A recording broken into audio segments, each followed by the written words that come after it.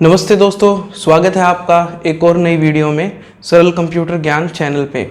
मैं आपका दोस्त प्रवीण कुमार। आज हम बात करने वाले हैं एक ऐसी टेक्नोलॉजी के बारे में जिसके बारे में जानते तो सब हैं, पर उस टेक्नोलॉजी में क्या एक ऐसा इम्प्रूवमेंट हुआ है, हम आज उसके बारे में जानेंगे। आज हम बेसिकली जानेंगे सोलर पैनल के बारे में, जो आपने थंबनेल पे भी देखा होगा, और थंबनेल पे ही आपने देखा होगा कि हम आज जानेंगे सोल्ट सोलर प्लांट के बारे में। सोल्ट यानी नमक के सोलर प्लांट के बारे में। तो सोल्ट के सोलर प्लांट के बारे में जानने से पहले हमें ये जानना होगा कि आखिर सोलर एनर्जी क्या होती है और सोलर एनर्जी की हमें ज़रूरत क्या होती है। बेसिकली आपने देखा होगा कि पैनल्स होते हैं, घरों पे लगे होते हैं, वहाँ पे सोलर लाइट पड़ती है और वो जो पैनल्स होते हैं वो एनर्जी प्रोड्यूस करते हैं। बेसिक एक लेमैन डेफिनेशन में अगर हम बात करें तो सोलर जो एनर्जी होती है वो यही होती है बेसिकली, और जो सोलर प्लांट होते हैं वो यही होते हैं कि सोलर एनर्जी आई और उसको उन्होंने इलेक्ट्रिसिटी में बदला और हमने उन्हें स्टोर कर दिया। पर मैं पूरी डिटेल में आपको बताऊंगा, तो ये पूरी जो वीडियो है ना, प्लीज़ एंड तक देखिएगा, बहुत ही मज़ा आने वाला है, बहुत ही एजुकेटेड ये वीडियो होने वाली है। और इस वीडियो को आप शेयर भी कीजिएगा ताकि जिनको थोड़ी बहुत डिटेल है ना सोलर एनर्जी के बारे में, वो इस एक वीडियो को देख के पूरी जानकारी समझ जाएंगे। फिर उसके बाद वो अपने घरों में भी किस तरीके से सोलर एनर्जी का यूज़ करना है, क्या वो चीज़ होती है। तो मैं कोशिश करूँगा कि जो टेक्निकल चीज़ें हैं उनको भी बहुत ही सरल शब्दों में बताने की कोशिश करूँ। तो अभी चलते हैं, हम कुछ पॉइंट्स पे बात करेंगे। सबसे पहले तो हम बात करेंगे कि सोलर एनर्जी है क्या और सोलर पैनल्स इस पे क्या काम करते हैं। एक्चुअली में है ये कि जो हमारा सूरज है उससे हमारी धरती पे जो किरणें आती हैं, जो वेव्स आती हैं, वो इतनी एनर्जी लेके आती हैं कि लगभग अगर हम इसे मैच करें तो ये 1000 वॉट्स पर स्क्वायर होगी। मतलब जो हमारा धरती का सरफेस है, अगर हम उसे स्क्वायर में अगर करें, पर स्क्वायर अगर देखें, साइज को देखें, तो उसमें 1000 वॉट के करीब जो बिजली है वो हमारी सूर्य से आ जाती है। ये एनर्जी इतनी ज़्यादा है कि अगर हम अच्छे सोलर, हमारे पास ऐसे सोलर प्लांट्स हों जो इस एनर्जी को बदल दें, एनर्जी के इलेक्ट्रिसिटी एनर्जी के अंदर अगर 100% या 90% बदल दें, तो हम मुश्किल से 90 मिनट या मतलब 90 मिनट आप समझिए 1.5 घंटा या 2 घंटे में इतनी एनर्जी प्रोड्यूस कर लेंगे जितनी आज हमारी धरती को, आज 2024 में जितनी हमारी धरती को ज़रूरत है ना, उससे भी ज़्यादा मतलब एक्सेस इलेक्ट्रिक एनर्जी होगी। खैर हमारे पास आज अभी इतनी कैपेसिटी वाले सोलर पैनल्स नहीं है, क्योंकि जो बेसिकली एक सोलर पैनल होता है वो मुश्किल से 20-25 या मैक्सिमम 30 तक जो अभी हमारे घरों में यूज़ हो रहे हैं, हो सकता है बहुत से लैब्स में हो, पर जो नॉर्मल यूज़ हो रहे हो 20 से 25% ये भी मैंने बहुत बता दिया, सोलर एनर्जी को इलेक्ट्रिक एनर्जी में कन्वर्ट करते हैं। तो इसमें सबसे बड़ा फ़ायदा ये होता है कि जो हमारी सोलर एनर्जी है, सूरज तो लगभग हर दिन निकलना है, कुछ जगह होती है वहाँ पे सूरज नहीं निकलता, वहाँ पे इशू आता है, तो वहाँ पे सोलर एनर्जी जो मैं बताने वाला हूँ उसका यूज़ होगा। तो इसमें क्या होता है कि सोलर एनर्जी जब ऊपर से रेज आती हैं, तो उसमें जब वो पैनल के ऊपर पड़ती है हमारे, तो पैनल जो होता है वो आखिर में उसको कैसे इलेक्ट्रिसिटी में बदलता है, ये चीज़ भी हमारी समझने की है। तो इस पे भी बात करते हैं। एक्चुअली में जो हमारा पैनल जो होता है वो ना डिफरेंट लेयर्स का बना होता है। उसके अंदर जो मेन लेयर होती है, जो सोलर एनर्जी यानी वो हमारी हीट होती है जो सूर्य के द्वारा उसकी रेज के अंदर प्रेजेंट होती है, जिन्हें हम फोटोन के रूप में जानते हैं। वो फोटोन्स जो होते हैं वो एनर्जी को स्टोर करके रखे होते हैं, और वो जो फोटोन एनर्जी है जब वो सोलर पैनल के ऊपर पड़ती है, तो सोलर पैनल के अंदर सिलिकॉन जैसे कुछ एलिमेंट्स होते हैं जो उन फोटोन्स को कैप्चर कर लेते हैं, और उन फोटोन्स को कैप्चर करने के बाद उनके अंदर वोल्टेइक इफेक्ट पैदा होता है, यानी उनके अंदर जो फोटॉन्स होते हैं वो एनर्जी में बदल जाते हैं सिलिकॉन के अंदर, और वो मूव करने लगते हैं इलेक्ट्रिक एनर्जी के रूप में। फिर उसके बाद क्या होता है, वो जो फोटो वोल्टिक जो इफेक्ट होता है, वोल्टिक का मतलब ही होता है रोशनी से, फोटो यानी रोशनी, और उस रोशनी यानी रोशनी से जो हीट पैदा हुई है उसके कारण जो इफेक्ट होता है वो, तो उस जब फोटोन को सिलिकॉन अपने अंदर कैप्चर कर लेता है, यानी उसकी एनर्जी को कैप्चर कर लेता है, तो फोटोवोल्टेइक इफेक्ट पैदा होता है। तो उससे जो इलेक्ट्रॉन बनते हैं, यानी जो मूवेबल इलेक्ट्रॉन बनते हैं, वो उन इलेक्ट्रॉन्स को एक दिशा दी जाती है और सोलर पैनल में जो वायरिंग लगी होती है वो उन्हें एक दिशा देती है, और वो जो इलेक्ट्रॉन्स होते हैं वो मूव करवा दिए जाते हैं एक डायरेक्शन में। और इसीलिए जो इलेक्ट्रिक एनर्जी सोलर पैनल से पैदा होती है, पैनल से, वो होती है हमारी डीसी यानी डायरेक्ट करंट। तो वो एक दिशा में चलते हैं सारे के सारे इलेक्ट्रॉन्स।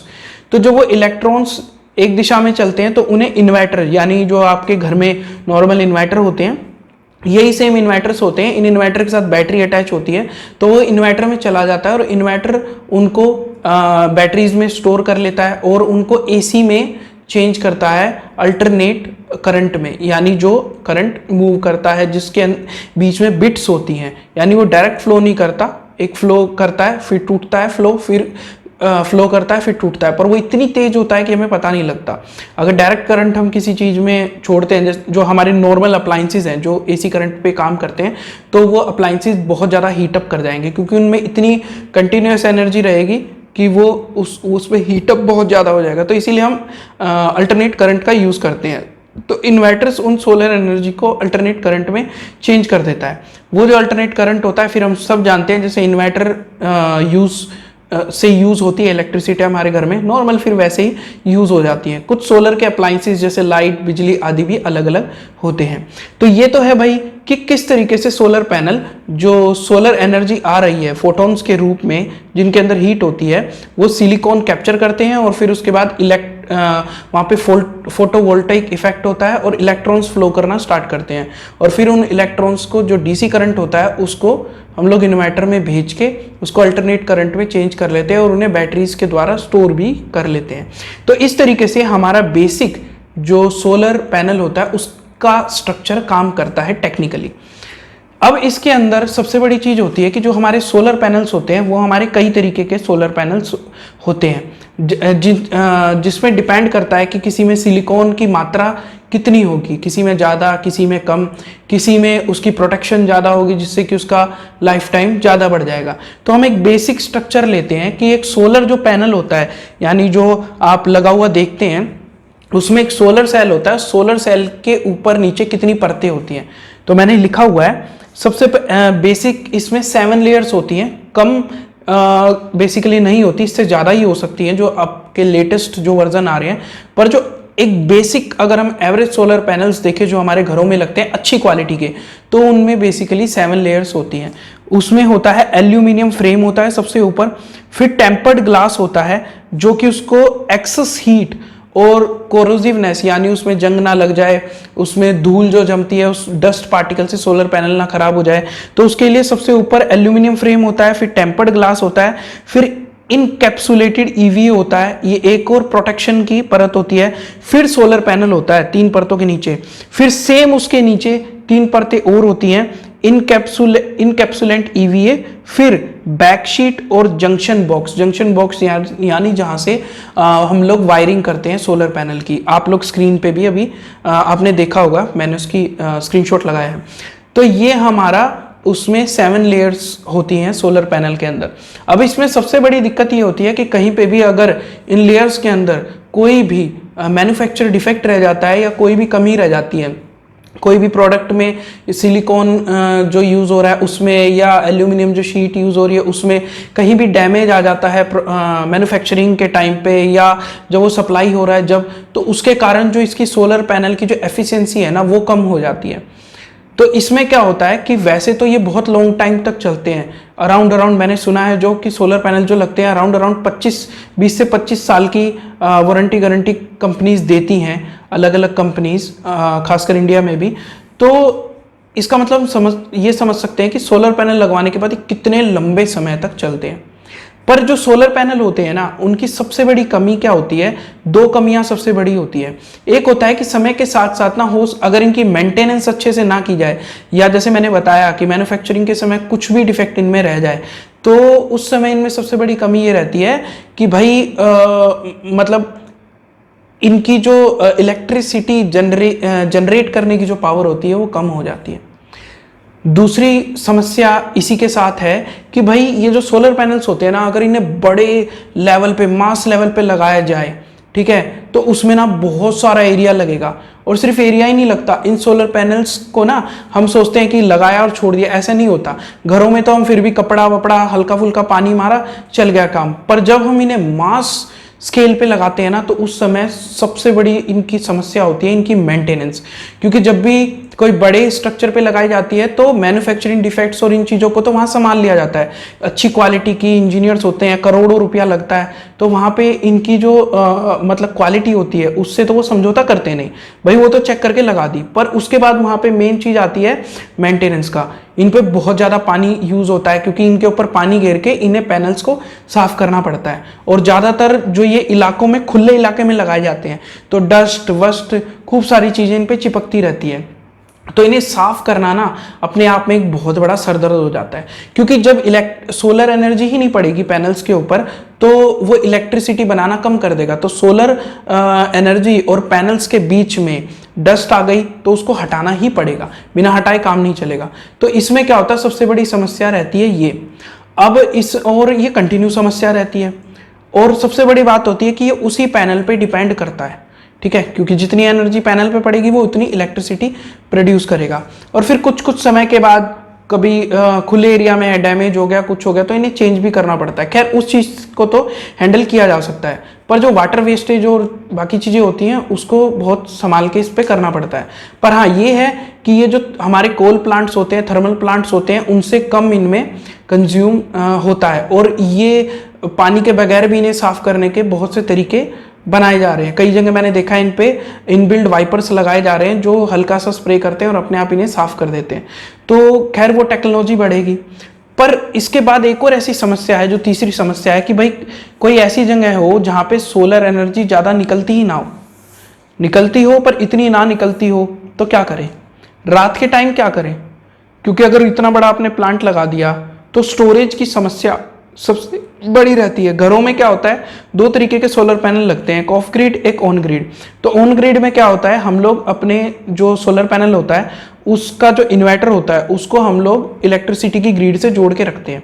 तो जब रात को अगर मान लो हमारा स्टोरेज खत्म हो गई, बैटरीज के अंदर इलेक्ट्रिसिटी की स्टोरेज खत्म हो गई, तो वो हमारा सप्लाई से इलेक्ट्रिसिटी ले लेगा। और अगर हमारे पास एक्सेस इलेक्ट्रिसिटी है दिन के टाइम में स्पेशली, तो वो वहाँ पे उसको ग्रिड में इलेक्ट्रिसिटी को भेज देगा, जिससे हमें पैसे भी मिलते हैं और हमारा इलेक्ट्रिसिटी बिल भी बैलेंस हो जाता है। ऑफ ग्रिड में क्या होता है, हम फुल्ली डिपेंडेंट होते हैं बैटरीज के ऊपर। तो बैटरीज के ऊपर हम लोग डिपेंड होते हैं। और जो बड़े बड़े पावर प्लांट बनते हैं, क्योंकि वो इलेक्ट्रिसिटी कंज्यूम करने के लिए नहीं, वो इलेक्ट्रिसिटी सप्लाई करने के लिए होते हैं, तो बेसिकली ऑफ ग्रिड ही होते हैं। और वो ग्रिड में इलेक्ट्रिसिटी भेजने के लिए ही होते हैं बेसिकली। तो उनमें क्या होता है, रात में काम ठप हो जाता है अगर दिन में भी हमने हैंडल कर लिया तो यहाँ पे जो सोलर पैनल्स होते हैं जिनके अंदर बहुत सारी मतलब एनर्जी जो होती है, सोलर एनर्जी जो होती है उसको चेंज करने की क्षमता होती है, तो उसमें एक ये बात आती है कि यार कोई ऐसा प्रोसेस हो जो कंटिन्यू चलता रहे। तो यहाँ पे ना, जैसे आप स्क्रीन पे अभी देख रहे होंगे, मेन जो काम आता है वो आता है, अभी ये मैं बताता हूँ कौन सी जगह पे है। ये हमारा साउथ चिली के आटाकामा रेगिस्तान में सेरो डोमिनाडोर सोलर थर्मल प्लांट एक बनाया गया है चिली के अंदर, जो कि पहला ऐसा साल्ट सोलर प्लांट है। साल्ट यानी जो हमारा नमक होता है बेसिकली वो नमक, पर उस नमक के कंपोजिशन को चेंज कर दिया गया है। तो ये हमारा जो नमक होता है इसके थ्रू हम लोग जो सोलर एनर्जी यानी जो सूर्य से जो रोशनी आ रही है उससे हीट प्रोड्यूस करते हैं और फिर उसके बाद उससे सोलर एनर्जी बनाई जाती है।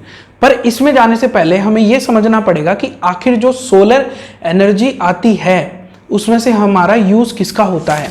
हमारी बेसिकली जो सोलर एनर्जी होती है वो आती है हमारी सूरज से।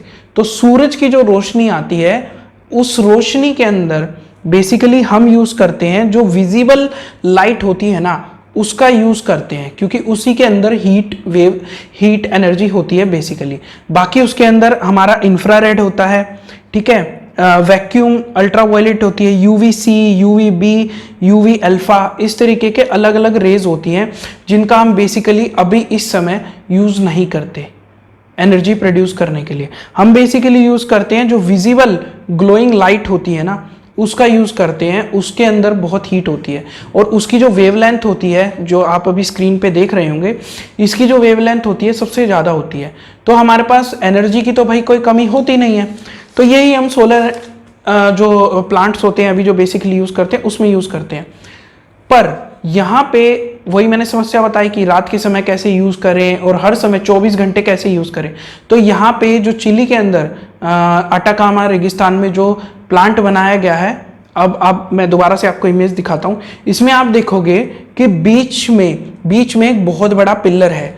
इस पिलर के ऊपर क्या होता है, इस पिलर के ऊपर ना साल्ट, जो कि कंपोजिशन है सोडियम नाइट्रेट और पोटेशियम नाइट्रेट का, बेसिकली 60% ऑफ सोडियम नाइट्रेट और 40% ऑफ पोटेशियम नाइट्रेट का ये मिश्रण होता है, जिसे कहते हैं सोलर साल्ट। ठीक है, तो ये जो सोलर साल्ट होता है ये इसके मिडल में, जो आप टावर देख रहे हैं, इस टावर के बीच में है। तो इस टावर के ना चारों तरफ बहुत सारे बड़े बड़े जाइंट मिरर्स लगे हुए हैं। तो इन मिरर्स में क्या होता है, इनका जो एंगल होता है ना, इनका एंगल ऐसे सेट होता है कि जब सोलर एनर्जी यानी सूरज की रोशनी जब इन पे पड़ती है तो ये सिर्फ और सिर्फ क्या करते हैं, उस रोशनी को ना डायरेक्ट कर देते हैं, एक जगह कंसंट्रेट कर देते हैं आपके टावर के ऊपर, जहां आप ये ब्लैक पोर्शन देख रहे होंगे। तो ये यहाँ पे इस ब्लैक पोर्शन में होता है साल्ट, जो मैंने आपको बताया सोलर साल्ट। ये सोलर साल्ट को ना 500 डिग्री से भी ज़्यादा टेम्परेचर में पिघला देता है और ये सोलर साल्ट पिघल के और इतना गर्म हो जाता है कि ये ना लिक्विड फॉर्म में चेंज हो जाता है। तो जैसे ही ये लिक्विड फॉर्म में चेंज होता है तो उसके बाद इस लिक्विड फॉर्म साल्ट को पंप करके ऐसे जो पंप्स हैं जो हीट को कंट्रोल कर सकते हैं, उनसे इनको स्टोर कर लिया जाता है। ठीक है, बहुत ज़्यादा हाईली हीट को स्टोर करने वाले जो स्टोरेज है उसके अंदर इसको स्टोर कर लिया जाता है। और फिर उसके बाद जो ये एक तरीके से हमारे पास गर्म लावा टाइप आप बोल सकते हो, इस लावा का उपयोग होता है। अब हम एक चीज इसमें समझते हैं कि जैसे जो कोल प्लांट्स होते हैं, न्यूक्लियर प्लांट्स होते हैं, उनमें एनर्जी बनती कैसे है, छोटा सा, उसी से फिर इसका आगे का स्टेप पता लगेगा। उनमें भी एनर्जी यही होती है कि जो कोल होता है उसको जलाया जाता है, उसको जलाने से इतनी एनर्जी पैदा होती है कि जो हमारा पानी होता है, पानी को भाप बनाया जाता है और पानी को भाप बना के वो जो भाप बनती है स्टीम एनर्जी, उससे टरबाइंस घुमाई जाती हैं बहुत बड़ी बड़ी। वो जो टरबाइंस घुमाई जाती हैं उससे जो है एनर्जी प्रोड्यूस होती है, जो हमारी इलेक्ट्रिक एनर्जी में चेंज होती है और उस इलेक्ट्रिक एनर्जी को स्टोर कर लिया जाता है और फिर उसका यूज किया जाता है। सेम इसी तरीके से जो हमारे न्यूक्लियर पावर प्लांट्स होते हैं उसमें जो हीट पैदा होती है, उस हीट को पैदा करने के लिए हमारा न्यूक्लियर फ्यूजन का सहारा लिया जाता है। तो सेम, बस क्योंकि न्यूक्लियर जो एनर्जी हमने फुकुशिमा जापान में भी देखा था कि जब सुनामी आई थी तो उसमें काफ़ी जगह टूट गई थी और जो न्यूक्लियर वेस्ट था वो कह रहे थे कि वो बह जाएगा और कई जगह शायद वो लीक भी हो गया था, तो उससे बहुत बड़ी समस्या हो सकती है। अब इसी तरीके से जो कोल है, कोल भी एक लिमिटेड है, उसको लिमिटेड वे में जलाया जा सकता है और जब भी उसे जलाते हैं तो उससे बहुत ज़्यादा प्रदूषण पैदा होता है। तो जब इन दोनों चीज़ों को जब हटा देते हैं, हमें सिर्फ हीट करने के लिए एनर्जी चाहिए इन दोनों से, किसी भी चीज़ को, जिससे कि हम पानी को भाप में बदल सकें और स्टीम एनर्जी से टरबाइन चला सकें।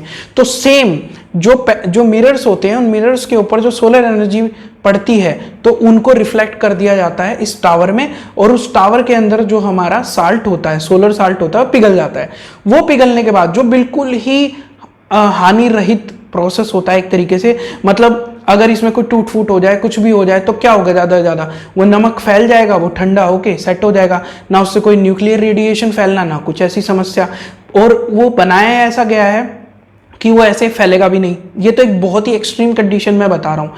तो इसमें क्या होता है, जैसे ही वो पिघल के वो वहाँ से उसको पंप किया, उसको सोलर साल्ट को जो लिक्विड फॉर्म में है, और उसको पानी के कांटेक्ट में लाया और पानी भाप में चेंज हुआ और चेंज होके सेम वही प्रोसेस कि टरबाइंस घूमी और टरबाइन घूम के इलेक्ट्रिक एनर्जी डीसी में बनी और उस डीसी एनर्जी को एसी में कन्वर्ट करके और उस इलेक्ट्रिसिटी को सप्लाई किया।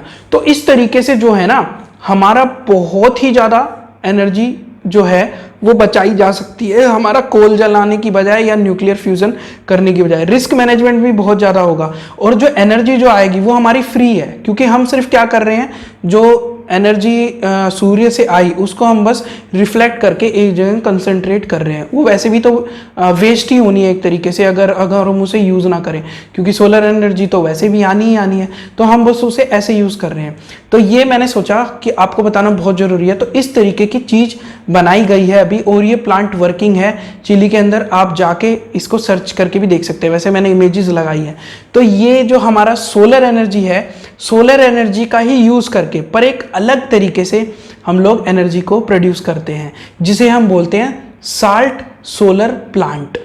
तो होप सो आप लोगों को ये जानकारी बहुत अच्छी लगी होगी। अगर अच्छी लगी हो तो प्लीज़ इस वीडियो को लाइक करना, और प्लीज़ चैनल अगर सब्सक्राइब नहीं किया है तो चैनल को सब्सक्राइब करना। मिलते हैं अगली किसी और वीडियो में, और प्लीज़ कमेंट जरूर कर दिया करो, कुछ आपके दिमाग में कोई ऐसी चीज़ हो तो मेरे को कमेंट कर दिया करो, मैं उस पर रिसर्च करूँगा और आपके सामने डिटेल्स लाऊंगा, और इससे मेरी रीच भी बढ़ेगी। तो मिलते हैं आपसे फिर अगले किसी वीडियो में, जब तक के लिए नमस्कार।